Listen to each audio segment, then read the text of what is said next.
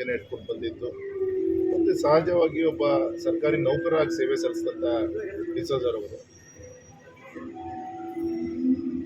ಶಿವರುದ್ರಪ್ಪನವರು ನಮ್ಮ ರಾಷ್ಟ್ರಕವಿ ಅವರ ಲೇಖನಗಳು ಕೂಡ ಅವರಿಗೆ ಸ್ಫೂರ್ತಿಯಾಗಿ ತೊಡಸ್ಕೊಂಡಿದ್ರು. ಆಗಾಗ ನನಗಿನ್ನೂ ನೆನಪಿದೆ, ನಾನಿನ್ನೂ ಕಾನ್ವೆಂಟ್ ಶಾಲೆಯಲ್ಲಿ ಓದಬೇಕಾದಾಗ ಶಿಕಾರಿಪುರಕ್ಕೆ ಅವರ ಒಂದು ಅನೇಕ ಕಾರ್ಯಕ್ರಮಗೋಸ್ಕರ ಬಂದಾಗ ಮನೆಗೆ ಬಂದಿದ್ದು, ನಮ್ಮ ತಂದೆ ಜೊತೆ ಒಂದು ಒಳ್ಳೆ ರೀತಿಯಂಥ ಒಂದು ಒಳ್ಳೆ ಸಂಬಂಧಗಳನ್ನು ಇಟ್ಕೊಂಡಿದ್ರು.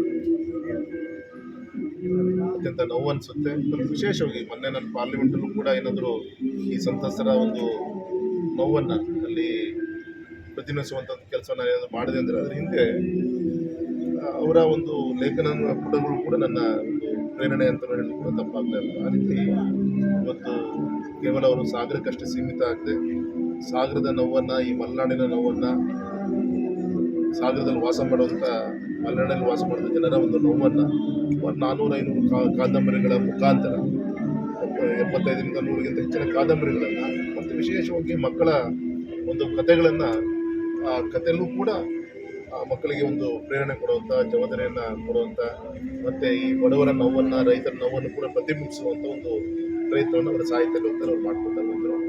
ಅತ್ಯಂತ ಹೆಮ್ಮೆ ಅನಿಸುತ್ತೆ. ನಮ್ಮ ಶಿವಮೊಗ್ಗದ, ನಮ್ಮ ಸಾಗರದ ಡಿಸೋಜರವರು ರಾಜ್ಯ ಕನ್ನಡ ಸಾಹಿತ್ಯ ಸಮ್ಮೇಳನದ ಅಧ್ಯಕ್ಷರಾಗಿ ಮಡಿಕೇರಿಯಲ್ಲಿ ಅವರು ಮಾಡಿದಂಥ ಕಾರ್ಯಕ್ರಮ, ಅದಕ್ಕೋಸ್ಕರ ಇಡೀ ನಮ್ಮ ಸಾಗರದ ಜನತೆ, ಸಾಗರದಲ್ಲಿ ಆ ಸಂದರ್ಭದಲ್ಲಿ ನಮ್ಮ ಗೌರವಾನ್ವಿತ ಮೇಘರಾಜ್ರವರು ನಗರಸಭಾ ಅಧ್ಯಕ್ಷರಿದ್ದರು, ಅವರ ನೇತೃತ್ವದಲ್ಲಿ ಸಾಗರದಲ್ಲಿ ನಡೆದಂಥ ಸನ್ಮಾನ, ದೊಡ್ಡ ಸಂಖ್ಯೆ ಇಡೀ ಸಾಗರದ ಜನ ಗೌರವಪೂರ್ವಕವಾಗಿ ಮಾಡಿದಂಥ ಕಾರ್ಯಕ್ರಮ. ನಾನು ಕೂಡ ಮೊದಲನೇ ಬಾರಿಗೆ ಆ ಸಂದರ್ಭದಲ್ಲಿ 2ನೇ ಬಾರಿ MP ಆಗಿದ್ದೆ, ಕಾರ್ಯಕ್ರಮದಲ್ಲಿ ಭಾಗವಹಿಸಿದ್ದು ಮಗು ರೀತಿಯಲ್ಲಿ ಮನಸ್ಸೋದು ಲೇಖನದ ಮುಖಾಂತರ ಅನೇಕ